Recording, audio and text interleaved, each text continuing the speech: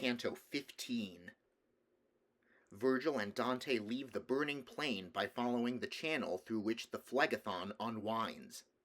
A company of sodomites races towards them.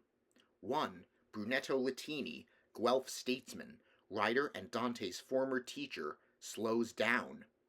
Brunetto prophesies that both political parties in Florence will turn against Dante. His words echo those of Chaco in Canto 6. A cloud of smoke in the distance announces the arrival of an alien group, so the Florentine sprints off to catch up with his companions.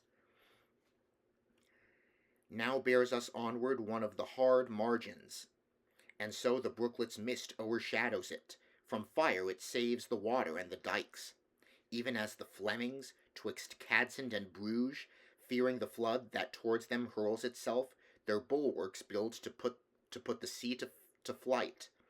And as the Paduans along the Brenta, to guard their villas and their villages, or even Chiarentana feel the heat. In such similitude had those been made, albeit not so lofty nor so thick, whoever he might be, the master made them. Now were we from the forest so remote, I could not have discovered where it was, even if backward I had turned myself. When we a company of souls encountered, who came beside the dike, and every one gazed at us, as at evening we are wont to eye each other under a new moon, and so towards us sharpened they their brows as an old tailor at the needle's eye. Thus scrutinized by such a family, by someone I was recognized, who seized my garment's hem, and cried out, "What a marvel!" And I, when he stretched forth his arm to me, on his baked aspect fastened so mine eyes, that the scorched countenance prevented not his recognition by my intellect. And bowing down my face unto his own, I made reply, "Are you here, Sir Brunetto?" And he, "May't not displease thee, O my son, if a brief space with thee Brunetto Latini backward return, and let the trail go on." I said to him, "With all my power I ask it, and if you wish me to sit down with you, I will, if he please, for I go with him." "O son," he said, "whoever of this herd a moment stops, lies then 100 years, nor fans himself when smiteth him the fire. Therefore go on, I at thy skirts will come, and afterward will I rejoin my band, which goes lamenting its eternal doom." I did not dare to go down from the road level to walk with him, but my head bowed I held as one who goeth reverently. And he began, "What fortune or what fate before the last day leadeth thee down here?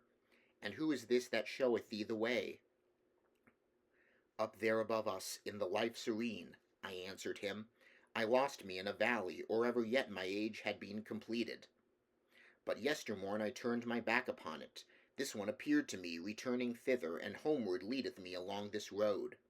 And he to me, If thou thy star do follow, thou canst not fail thee of a glorious port, if well I judged in the life beautiful.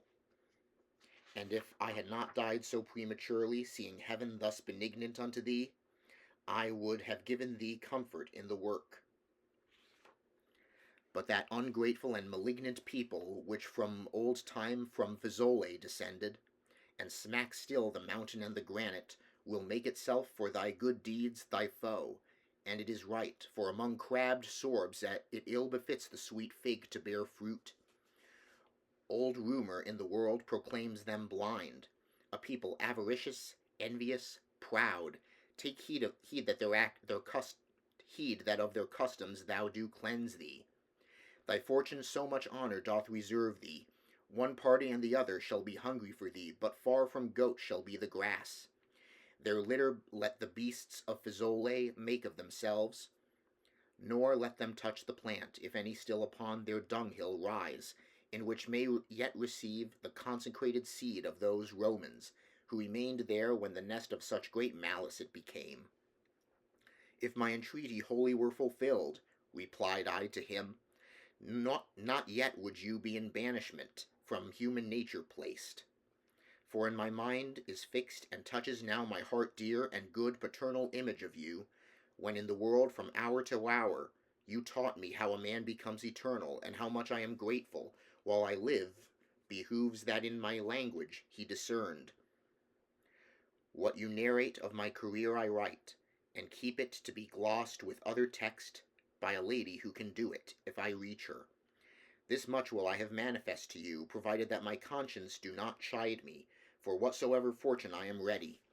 Such hansel is not new unto mine ears, therefore let fortune turn her wheel around as it may please her, and the churl his mattock. My master thereupon on his right cheek did backward turn himself, and looked at me, then said, He listeneth well who noteth it. Nor speaking less on that account, I go with Sir Brunetto,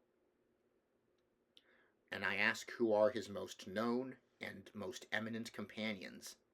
And he to me, to know of some well, of others it were laudable to be silent. To know of some is well, of others it were laudable to be silent, for short would be the time for so much speech. Know them in some that all of them were clerks, and men of letters great and of great fame, in the world tainted with the self-same sin. Priscian goes yonder with that wretched crowd, and Francis of a Corso, and thou hadst seen here, if thou hadst had a hankering for such scurf, that one, who by the servant of the servants from Arno was transferred to Bacchiglione, where he has left his sin-excited nerves. More would I say, but coming and discoursing can be no longer, for that I behold new smoke uprising yonder from the sand. A people comes with whom I may not be, commended unto thee by my tesoro, in which I still live, and no more I ask. Then he turned round, and seemed to be of those who at Verona run for the green mantle across the plain, and seemed to be among them the one who wins, and not the one who loses.